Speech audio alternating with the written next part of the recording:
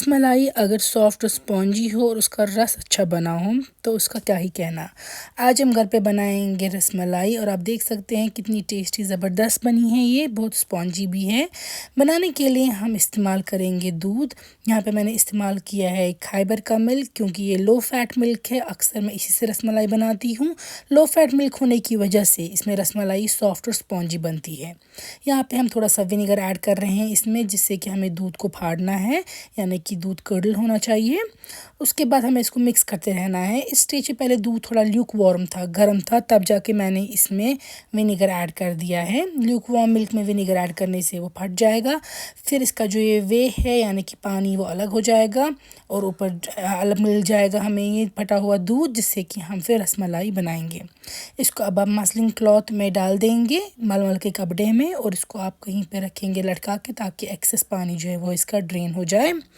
यहाँ से मैं ले रही हूँ 2 लीटर और खाइबर मिल्क, जिसका मैं इसमें रस बनाऊंगी, यानी कि मिल्क जो इसमें होता है वो हम बनाएंगे। स्टर करते रहेंगे आप इसको, और इसमें मैं डालूंगी छोटी इलायची। छोटी इलायची के मैं सिर्फ दाने ऐड कर दूंगी। तो मैंने कुछ छोटी इलायची ली है, इसके दाने मैं निकाल के इसमें डाल दूंगी। साथ में हम इसमें डालेंगे सैफरन, केसर, जिससे कि बहुत खूबसूरत कलर आएगा इसमें। मैं यहाँ पे केवड़ा का पानी डाल रही हूँ, केवड़ा वाटर और चीनी। आप चाहें तो केवड़ा वाटर के बदले गुलाब जल डाल सकते हैं, इससे बहुत अच्छी खुशबू आती है। चीनी मैंने यहाँ पे 1 कप डाला है, आप कम या ज़्यादा एडजस्ट कर सकते हैं, और चाहे तो शुगर फ्री टैबलेट्स वगैरह डाल सकते हैं अपने हिसाब से। अच्छे से मिक्स करना है आपको, इसको हाफ़ रिड्यूस करना है। 2 लीटर को 1 लीटर तक आपको रिड्यूस करते जाना है। यहाँ पे देखिए मैं रसमलाई के लिए इस तरीके से इसको हथेली की मदद से आटे की तरह नीड कर रही हूँ, ताकि ये बहुत अच्छे दाने जो हैं बन जाए, और ये बहुत सॉफ्ट बनना चाहिए। नीडिंग के दौरान ये काफ़ी सॉफ्ट बन जाता है, उससे फिर अच्छी रसमलाई बनती है। चाशनी बनाने के लिए मैं पानी में 2 कप चीनी के ऐड कर रही हूँ, और इसको हम मिक्स करेंगे जब तक चीनी डिज़ोल्व हो जाएगी, थोड़ा सा गाढ़ा हो जाएगा ये। फिर देखिए यहाँ पे इसमें मैं बॉल्स बनाती जाऊँगी, जो हमने बनाया था रसमलाई के लिए, छन्नी में से निकाला था। इसको हम अच्छे से पहले बॉल बनाएंगे, फिर उन बॉल्स को हम फ्लैट करते जाएंगे। इस स्टेज पे हमें ख्याल रखना है कि जो इसके एजेस हैं, एंड्स है, उनमें क्रैक्स ना पड़े। अगर क्रैक पड़ रहा है तो हाथों की मदद से वो ठीक कीजिए, क्योंकि क्रैक्स अगर अभी स्टेज में होंगे तो आपकी रसमलाई फिर आगे जाके टूट सकती है। तो सेम वे में हम इस तरीके से सारी रसमलाई बना के रख देंगे, और फिर हम डाल देंगे ये चाशनी में। सेम मेथड, आपको छोटी सी बॉल पिंच आउट करनी है, पहले गोल बनाना है, फिर फ्लैट कर देनी है। तो सारी रसमलाई मैंने बना के रख दी, और अब मैंने वो चाशनी वाले पानी में डाल दी है, और इसमें मैं उबाल लाऊंगी, और उस चाशनी वाले पानी में आपको इसको 2-3 उबाल लाने हैं, ताकि ये थोड़ा स्वेल हो जाए। यहाँ पे मैंने मैदा डाला है पानी में।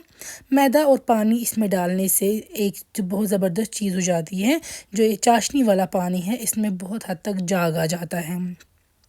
इस जाग आने की मदद से ये पानी ऊपर तक आ जाता है, चाशनी वाला। और ये देखिए इसी जाग की मदद से जो ये रसमलाई हमने बनाई है, ये अच्छी तरह से कुक हो जाती है, अच्छी तरह से इस पानी में दोनों तरफ से साइमल्टेनियसली पक जाती है।